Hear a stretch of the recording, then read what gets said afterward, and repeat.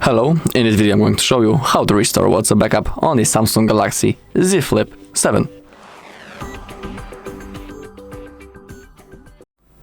Okay, so before we begin, we need to open up our settings and just let's make sure that under the Google, we are logged into the same Google account on which we made the backup before. It is really important because there's a chance that if you are logged into other Google account, you won't be able to restore your chats. So have that in mind. Now, simply open up your WhatsApp. It has to be downloaded freshly, I mean. Now select your language, then click on Agree and Continue. We can click on Allow to send us the notifications. And now in this bar, we need to type our phone number. If you don't know what is your phone number, you can always click Writing here, and then it will be automatically copied. Then, once we have typed our phone number, we need to verify it using the code from the SMS message, or for example by using the missed call option. So that's what I'm going to do right now. I'll need to verify my phone number, so just give me a second.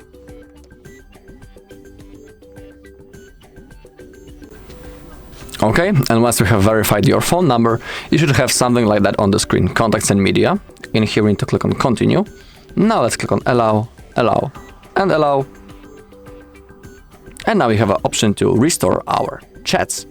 We can see below when the last backup was made. We can also see hour next to it, also its size and the account on which it was made. And as you take a look, it's the same Google account that I'm logged in the settings of my device.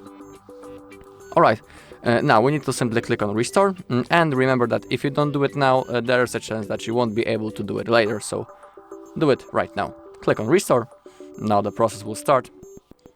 It's not going to take long because I don't have that many messages, so it should be done any second. 13 messages restored. Your media will restore in the background. Click on Next. In here, type your name, and you can also change your profile photo by clicking on that icon. Then click on Next.